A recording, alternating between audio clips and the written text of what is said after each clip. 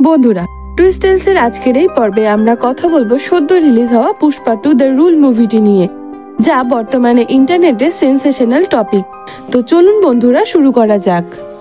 Movie শুরুতেই পুষ্পার একটি dream sequence দেখানো হয়েছে, যেখানে পুষ্পা 40 দিন ধরে একটি শিপিং কন্টেনারে কাটানোর পর কিছু জাপানিজদের কাছে পৌঁছায়। এরপর পুষ্পার স্বপ্নে একটি চমৎকার ফাইট সিকোয়েন্স দেখানো হয়েছে। হ্যাঁ বন্ধুরা, মুভির শুরুতেই রয়েছে একটা চমৎকার ফাইট সিন।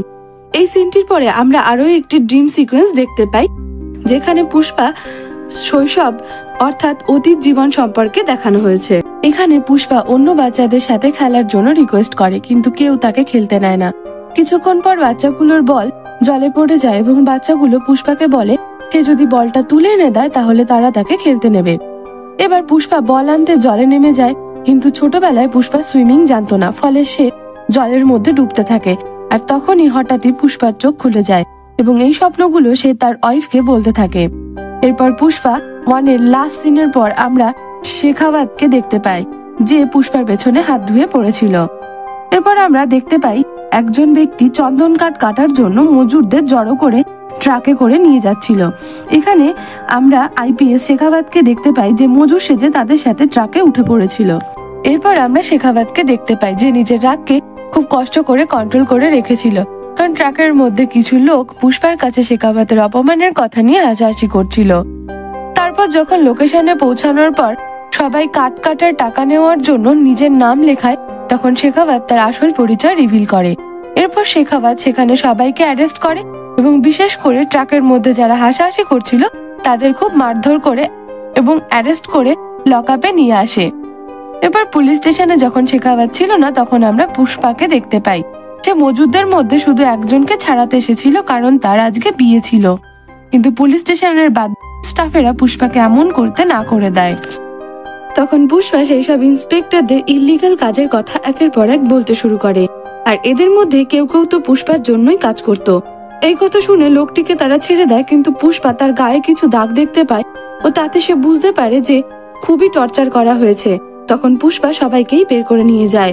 এরপর যখন শেখাওয়াত পুলিশ স্টেশনে আসে, তখন সে দেখতে পায় পুরো পুলিশ স্টেশনটাই ফাঁকা, না তো জেলে বন্দি আসামি ছিল, না তো কোনো পুলিশ ইন্সপেক্টর। এরপর একজন পুলিশ শেখাওয়াতকে বলে যে পুষ্পা সব পুলিশদের রিটায়ারমেন্টের টাকার সঙ্গে সঙ্গে বোনাসও দিয়েছে, তাই সব অফিসার রেজিগনেশন দিয়ে চলে গেছে। বন্ধুরা, এরপর মুভিতে আসে পুষ্পা ও তার স্ত্রী শ্রীবল্লীর রোমান্টিক সিনস, যা কন্ট্রোভার্সির সাথে সাথে ভিউয়ার্সদের কিছুটা আনকমফোর্টেবলও করে দিতে পারে। তখন শ্রীবল্লী পুষ্পাকে সিএম এর সঙ্গে দেখা করার ও তার সঙ্গে একটি ফটো তুলে আনতে বলে, কারণ সে তা দেওয়ালে টানাবে। এরপর পুষ্পা স্ত্রী শ্রীবল্লীর আবদার রাখতে এমপি ভূমি রেড্ডিকে নিয়ে ডিরেক্ট সিএম এর সঙ্গে দেখা করতে যায়, যাতে ভূমি রেড্ডি মিনিস্ট্রি সম্পর্কে আলোচনা করতে পারে এবং শেখাওয়াতের ট্রান্সফারও করাতে পারে। কিন্তু পুষ্পা শেখাওয়াতের ট্রান্সফার করাতে না করে দেয়। যখন এমপি ভূমি রেড্ডি পুষ্পাকে সিএম এর সঙ্গে ইন্ট্রোডিউস করায়, তখন সিএম তার অনেক প্রশংসা করে, কিন্তু পুষ্পার সঙ্গে সে ছবি তুলতে না করে দেয়, কারণ তাদের ফটো যদি নিউজে আসে তাহলে সিএম এর নাম খারাপ হতো। যতই হোক, পুষ্পা ছিল একজন স্মাগলার ও সন্ত্রাসী। বন্ধুরা, অ্যাজ এক্সপেক্টেড এতে পুষ্পার ইগো হার্ট হয়। সিএম এর অফিস থেকে বেরিয়ে ভূমি রেড্ডি সিএম এর ব্যবহারের জন্য ক্ষমা চায় ও বলে সে যদি সিএম হয় তাহলে পুষ্পার সঙ্গে এমন ব্যবহার সে কখনোই করবে না। তখন পুষ্পা ভূমি রেড্ডিকে সিএম এর পদে শপথ নেওয়ার জন্য রেডি হতে বলে, কারণ তার স্ত্রীর ইচ্ছে যে করেই হোক সে পূরণ করবে। পুষ্পা ভূমি রেড্ডিকে সিএম বানানোর পুরো প্ল্যানিং করে রেখে এরপর সে মালদ্বীপসের উদ্দেশ্যে রওনা দেয়, কারণ এখন সে সরাসরি বিদেশে মাল স্মাগল করতে চায়। কারণ মুভি শুরুতে দেখা জাপানিজ ড্রিম সিকোয়েন্স পুষ্পা খুব সিরিয়াসলি নিয়েছিল। মালদ্বীপসে পৌঁছে পুষ্পা একজন ডিলারের সঙ্গে মিটিং করে, কিন্তু প্রথমে সেই ডিলার পুষ্পাকে আন্ডার এস্টিমেট করে তার লুকস এবং গাড়ি দেখে। তখন সেই ডিলার পুষ্পাকে ছোট করার জন্য বলে, আমি যদি 10 টন মালেরও অর্ডার দেই, যে কোনো কেউ তা দেওয়ার জন্য রাজি থাকবে, এবং এর প্রুফ করার জন্য সে যাদেরই কল করে অর্ডার দেওয়ার জন্য, তারাই আবার পুষ্পাকে কল করে মাল চায়। এই দেখে সেই ডিলার খুবই ইমপ্রেস হয়ে যায় এবং পুষ্পার সঙ্গে ডিল ফাইনাল করে নেয় ও পুষ্পাও 2000 টন মালের অর্ডার পেয়ে যায়। বন্ধুরা, আপনারা তো জানেনই পুষ্পার ডিল শেষ হওয়ার পর ডিলারের গাড়ি নিয়ে যাওয়ার অভ্যাস রয়েছে, কিন্তু এবার সে ডিলারের পুরো চপারটা নিয়েই চলে আসে। ফিরে এসে পুষ্পা সবাইকে কল করে মালের ডিমান্ড করে, কিন্তু এত মালের কথা শুনে মার্কেটে আফরাতাফরি শুরু হয়ে যায়। সবাই তো অবাক, এত মাল পুষ্পা বেচবে কাকে। এরপর আমরা দাক্ষিয়ানীকে দেখতে পাই, যে এইসব ইনফরমেশন শিখাওয়াতকে দিয়ে দেয়। দাক্ষিয়ানী পুষ্পার লোকেদের ধরে ধমকাতে বলে যাতে সিন্ডিকেটের লোকেরা ভয় পায় ও সিন্ডিকেটের কন্ট্রোল আবার মঙ্গল সিনুর হাতে চলে আসে। এরপর দাক্ষিয়ানীর কথার মতো শিখাওয়াত একজনের মাল আটক করে এবং তাকে ধমকায়, কিন্তু সে কোনোভাবেই ভয় পায় না। তাই দেখে শিখাওয়াত তাকে সোজা হত্যা করে, যার ফলে সিন্ডিকেটের সঙ্গে যুক্ত সবাই ভয় পেয়ে যায় এবং ভূমি রেড্ডিকে কথা শোনায় পুষ্পাকে সিন্ডিকেটের হেড করার জন্য। তখন ভূমি রেড্ডি পুষ্পা ও শিখাওয়াতের মধ্যে মিল করানোর জন্য শিখাওয়াতের সঙ্গে দেখা করতে পুলিশ স্টেশন যায়, কিন্তু শিখাওয়াত বলে যে সে এত সহজে পুষ্পার পিছু ছাড়বে না আর সে সিন্ডিকেটের ওই ব্যক্তিকে মারেনি। যার পর ভূমি রেড্ডি তাকে বোঝানোর জন্য বলে যে যখন পুষ্পা তার জামা কাপড় খুলে নিয়েছিল তখন তো সেখানে কেউই ছিল না। এই কথা শুনে শিখাওয়াত পুলিশ স্টেশনে থাকা সবাইকে বাইরে যেতে বলে ও ভূমি রেড্ডিকে কাপড় খোলার জন্য বলে। তখন ভূমি রেড্ডি বুঝতে পারে যে শিখাওয়াত পুষ্পার থেকে সরি শুনতে চায়। তারপর শিখাওয়াতকে ভূমি রেড্ডি কনফার্ম করে যে পুষ্পা সরি বলবে। শেখাওয়াত একটি পার্টি রাখতে বলে যেখানে সিন্ডিকেটের বড় বড় আধিকারিকেরা থাকবে এবং সবার মধ্যে পুষ্পাকে তাকে সরি বলতে হবে। এরপর ড্রাঙ্ক পুষ্পা শ্রীবল্লী ও জগ্গা রেড্ডির কথা মতো সেই পার্টিতে যায়, কিন্তু তার কোনো ইচ্ছেই ছিল না শিখাওয়াতকে সরি বলার। সেখানে পৌঁছে ড্রাঙ্ক পুষ্পা শিখাওয়াতকে সরি বলে যা শিখাওয়াত তার ফোনে রেকর্ড করে নিয়েছিল। এরপর পুষ্পা সেখান থেকে চলে আসে, কিন্তু পথে বসে তার নিজের বিবেকের কাছে নিজেকে ছোট মনে হতে লাগে, কারণ সে ড্রাঙ্ক অবস্থায় যা করেছে তা পুষ্পা কোনোভাবেই করতে পারে না। এরপর পুষ্পা নিজের গাড়ি নিয়ে আবার ব্যাক করে সেখানে যায় এবং শিখাওয়াতকে পুলের মধ্যে ধাক্কা দিয়ে ফেলে দেয়। পার্টিতে উপস্থিত অন্যান্যদের মতো কিছুক্ষণের জন্য শিখাওয়াতও বুঝতে পারে না যে তার সঙ্গে আসলে কি হলো। ভূমি রেড্ডি এই ঘটনার পর পুষ্পাকে বলে যে সে আবার সবকিছু বিগড়ে দিয়েছে, আর শিখাওয়াতও পুষ্পাকে বলে যে সে পুষ্পাকে তার ওয়াকাত দেখিয়েই ছাড়বে। আর পুষ্পা তো পুষ্পা, সেও কোথায় ছাড়ার পাত্র। পুষ্পা শিখাওয়াতকে ডেট টাইম ও লোকেশন সহ বলে দেয় সে কোথায় এবং কিভাবে 200 টন মাল পাচার করবে। আর সে বলে সে যদি চন্দন কাঠের একটি টুকরো আটকাতে পারে তাহলে সে সারা জীবনের মতো সিন্ডিকেট ছেড়ে দেবে। আর এই ওপেন চ্যালেঞ্জ শিখাওয়াত অ্যাকসেপ্ট করে নেয় এবং ওই দিন সে সারা শহরে নাকাবন্দি করে দেয়। কিন্তু কিছু সময় পর শিখাওয়াত বুঝতে পারে যে গরমের সময়, তাই তারা নদী পথেই মাল নিয়ে যাবে। আর তার ইন্টেনশনও সত্যি হয়, সে মাল ধরতে পারে, কিন্তু পুষ্পার কোনো লোককে সে ধরতে পারে না, কারণ পুষ্পা তাদের মাল রেখে সেখান থেকে পালাতে বলেছিল। এত প্ল্যানিং এর পরেও শিখাওয়াত পুষ্পার পুরো 200 টন মাল ধরে নিয়েছিল, আর এই খবর সে নিউজ চ্যানেলেও দিয়ে দেয়। যার ফলে শিখাওয়াত তো খুশি ছিলই, তার সঙ্গে মঙ্গল সিনু ইমপ্রেস হয়েছিল। যখন শিখাওয়াত ইন্টারভিউ দেওয়ার জন্য যায় তখন মঙ্গল সিনু ডাউটফুলি চন্দন কাঠ চেক করে দেখে ও কিছু বুঝতে পারে এবং শিখাওয়াতকে সঙ্গে সঙ্গে ইনফর্ম করে। আর শিখাওয়াত হন্তদন্ত হয়ে ইন্টারভিউ ছেড়ে চেক করার জন্য পৌঁছায়। আর সে চেক করার পর বুঝতে পারে যে চন্দন কাঠ সে আটক করেছিল তা আসলে চন্দন নয়, বরঞ্চ তা চন্দন কাঠের মতো দেখতেই অন্য কাঠ। তা দেখে শিখাওয়াত খুবই রেগে যায় এবং এমন সময় আমরা পুষ্পাকে দেখতে পাই অনেকগুলো গরু সঙ্গে করে নিয়ে আসতে। আর একটি গরুর গাড়ি শিখাওয়াতের লোকেরা ধরে নিয়ে আসে তার কাছে। তখন শিখাওয়াত দেখে যে গরুর গাড়িটি আসলে চন্দন কাঠের তৈরি।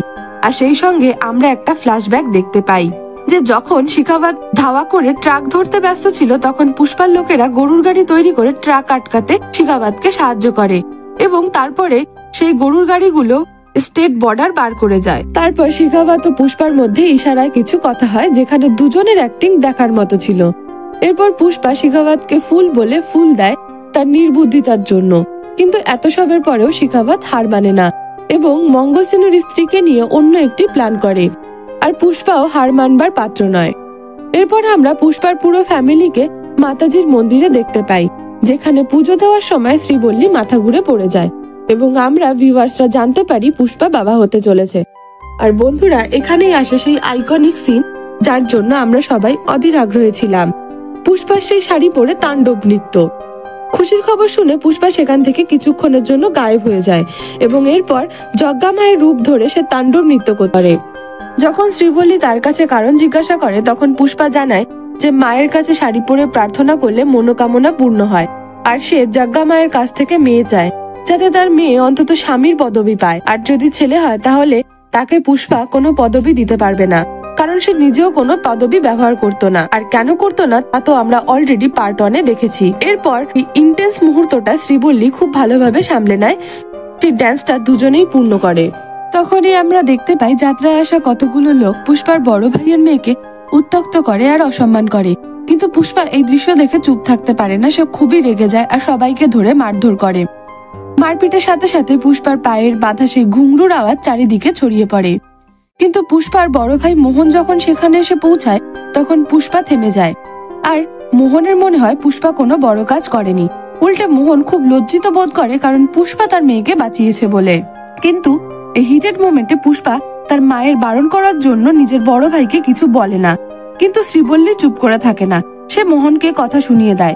শ্রীবল্লী বলে পুষ্পার কোনো খানদানের নামের দরকার নেই, তো তার খানদানের নাম সে নিজের কাছেই রাখুক।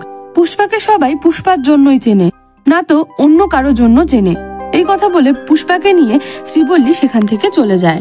শ্রীবল্লী ও পুষ্পা চলে যাওয়ার পর মোহন তার মেয়েকে যারা উত্ত্যক্ত করেছিল তাদের মাথা অর্ধেক টাক করে গাধার পিঠের উপর বসিয়ে যাত্রার সব লোকেদের সামনে দিয়ে ঘোরায়। এরপর আমরা শেখাওয়াতকে দেখতে পাই যে সিএম এর কাছে ভূমি রেড্ডি ও পুষ্পার নেক্সট প্ল্যানিং বলে দেয়। কারণ মুভি শুরুতে আমরা দেখি পুষ্পা যখন ভূমি রেড্ডিকে সিএম হওয়ার জন্য বলে তখন ভূমি রেড্ডি পুষ্পাকে দিল্লি গিয়ে বীরা প্রতাপের সাথে কথা বলতে বলে, যাতে করে ভূমি রেড্ডিকে সিএম বানিয়ে দেয়। এই কথা অনুযায়ী পুষ্পা বীরা প্রতাপকে ইমপ্রেস করার জন্য অনেক টাকা নিয়ে তার ভাইয়ের কাছে যায় এবং এর ফলে বীরা প্রতাপ ভূমি রেড্ডিকে সিএম বানাতে রাজি হয়ে যায়। আর এইসব ইনফরমেশন শেখাওয়াত মঙ্গল সিনি ও তার স্ত্রী সিএম কে দিয়ে দেয়। এর ফলে সিএম তামিলনাড়ু বন্দরে চেকিং করার জন্য পারমিট দিয়ে দেয়। তারপর শেখাওয়াত ও তার টিম সেখানে ইনভেস্টিগেশন করার জন্য গেলেও কিচ্ছু পায় না। তখন শেখাওয়াত পুষ্পার মতো করে ভাবে এবং জলে ঝাঁপ দেয়।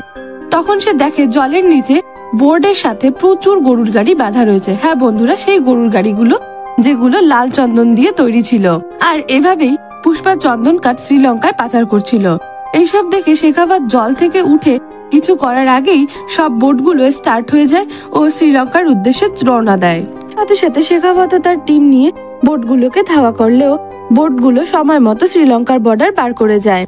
হ্যাঁ, এখানে শেখাওয়াত আবার পুষ্পার কাছে পরাস্ত হয়, কিন্তু শেখাওয়াত পুষ্পাকে দেখতে পায় শ্রীলঙ্কার বর্ডারের ওপারে।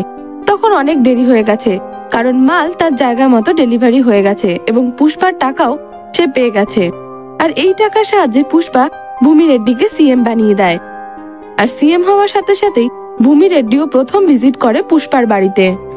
আর তখন রিপোর্টাররাও তার বাড়িতে আসে। রিপোর্টারদের মনে পড়ে যায় লাস্ট টাইম তারা যখন 5 সিএম এর কাছে রিপোর্ট করতে গিয়েছিল তখন পুষ্পা তাদের একটি ডেট দিয়েছিল আর বলেছিল এই ডেটে সিএম তাদের বাড়িতে এসে দুপুরের খাবার খাবে। আর পুষ্পার কথা মতোই সিএম সেই দিন পুষ্পার বাড়িতে লাঞ্চ করতে এসেছিল। আর পুষ্পা এই ডেটটি একটি বিশেষ কারণের জন্য বেছে নিয়েছিল, কারণ এই দিনটি ছিল শ্রীবল্লীর জন্মদিন। আর শ্রীবল্লীকে সারপ্রাইজ দিতে পুষ্পা এমনটা করেছিল। এরপর আমরা শেখাওয়াতকে দেখতে পাই। তার খুব খারাপ অবস্থা হয়েছিল, কারণ তার হাতে কোনো কিছুই ছিল না, এমনকি তার ট্রান্সফার হওয়া নিশ্চিত ছিল। তাই শেখাওয়াত রাগে কষ্টে মদ খেয়ে যে নকল কাঠগুলো সে ধরেছিল তাতে আগুন ধরিয়ে দেয়, যার ফলে সেখানে খুব ভয়ানকভাবে আগুন ধরে যায় আর একটি ব্লাস্ট হয়, তাতে শেখাওয়াত মারা যায়। বন্ধুরা, মুভিতে আমাদেরকে শেখাওয়াতের ডেড বডি দেখানো হয় না।